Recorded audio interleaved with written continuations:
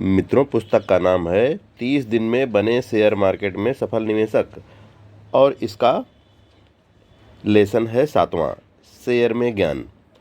मुझे सफलता का मंत्र नहीं पता, पर सभी को खुश करने का प्रयास करना ही सफलता का मंत्र है। बिल कास्वी। अब बुक में चलते हैं। मनुष्य के बारे में कहा जाता है कि उसका ज्ञान लगातार बढ़ रहा है। उसने दुनिया को जितना तर्क की कसौटी पर परखा, उससे समझने और समझाने में ज़्यादा समय नहीं लगता। शेयर बाजार अर्थव्यवस्था की सबसे नवीन अवधारणा है, जिसे समझने में थोड़ा वक्त जरूर लग सकता है, लेकिन यदि एक बार समझ में आ जाए तो निवेशक हर तरह की चुनौतियों से सामना कर सकता है। निवेशक को न सिर्फ शेयर बाजार का ज्ञान जरूरी है, बल्कि शेयर का ज्ञान भी उतना ही महत्वपूर्ण है। शेयर खरीद कर पैसा बनाना इतना भी आसान नहीं है जितना कि नए निवेशक सोचते हैं। इसमें आपको हर समय बाजार के रुख पर कड़ी नज़र बनाए रखनी होती है, साथ ही शोध और बेहतर योजना बनानी होती है। कुछ सुझावों के माध्यम से आप कुछ परेशानियों और कमियों को दूर कर सकेंगे। शेयर खरीदते और शेयर बेचते समय इन बातों को ध्यान में रखें। पहले सीखें, कभी भी बिना कुछ जाने समझे स्टॉक मार्केट में नहीं कूदना चाहिए। पहले शेयर बाजार को अच्छे से समझिए, तब इसमें आइए। अगला, सीखने के लिए अपने आप को समय दीजिए। बिजनेस रिलेटेड न्यूज़पेपर को पढ़िए, कंपनियों के बिजनेस प्लान को समझिए, बैलेंस शीट को पढ़ना सीखिए, पीई, ईपीएस, आरओई को अच्छे से जान लीजिए, तब किसी शेयर बाजार में इन्वेस्ट कीजिए। अगला नंबर, शेयर बाजार में आपको लंबे समय के लिए निवेश करना चाहिए। इससे मुनाफा होना निश्चित है। इंट्राडे ट्रेडिंग से कम समय में ज़्यादा पैसे कमाए जा सकते हैं, लेकिन इसमें रिस्क है। इससे आपको सेव भी हो सकता है, इसलिए लॉन्ग टर्म इन्वेस्टमेंट ही अच्छा है। शेयर बाजार में आप किसी भी कंपनी का शेयर खरीद सकते हैं, लेकिन आपको शुरुआत में उसी कंपनी का शेयर खरीदना चाहिए जिसे आप जानते हैं, यानी कि दैनिक जीवन में जिसके प्रोडक्ट का उपयोग करते हैं। जिस कंपनी का बिजनेस आपको अच्छे से समझ में आए, पहले उसी में इन्वेस्टमेंट करें।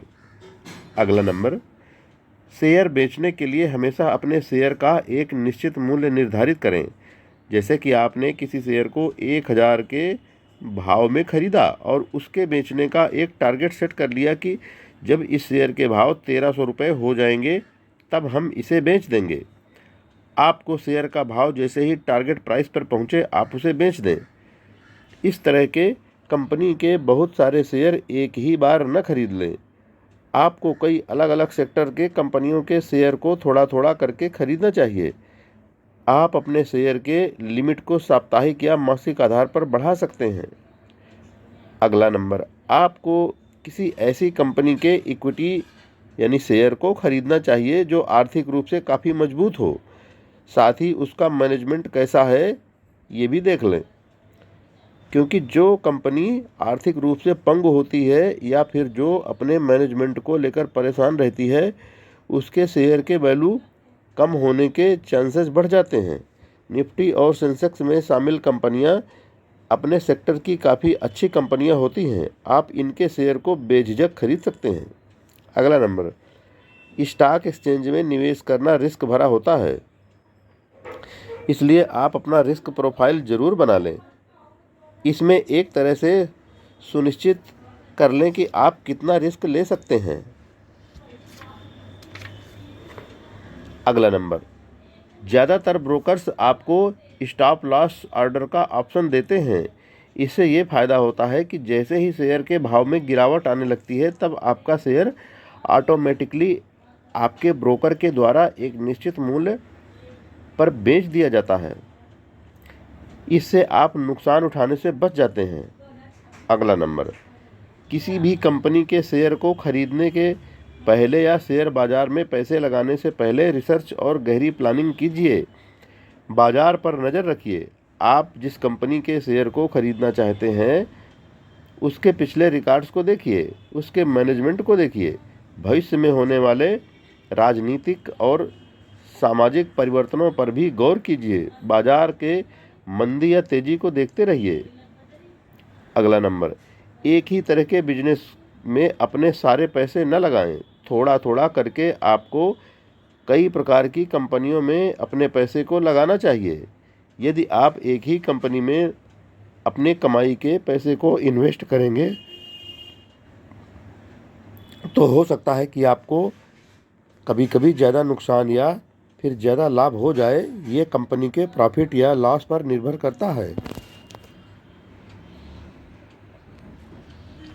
अगला नंबर, निवेश करते समय ये ध्यान में रखें कि आप अपने बचत के अतिरिक्त पैसों को ही स्टॉक मार्केट में लगाएं।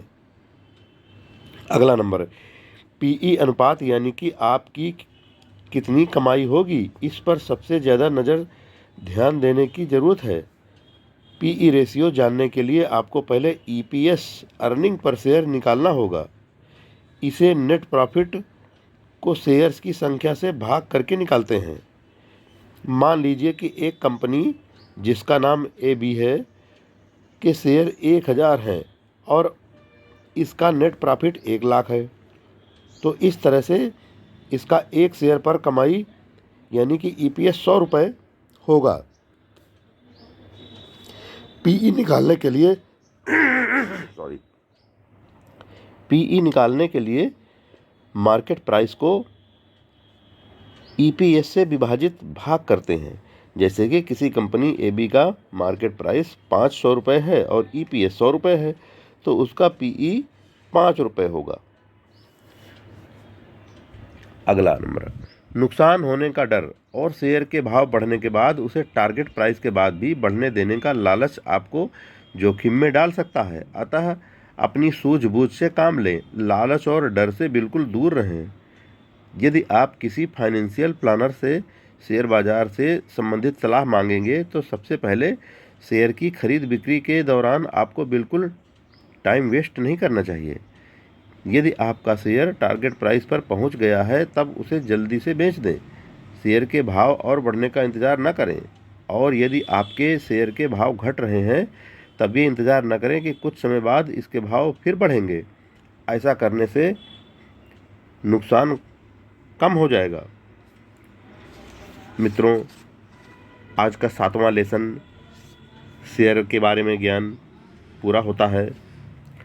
मित्रों, इन बेशकीमती छोटे छोटे भागों को सुनते रहिए और लाभ उठाइए।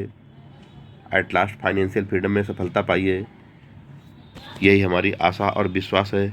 जय हिंद फ्रेंड्स।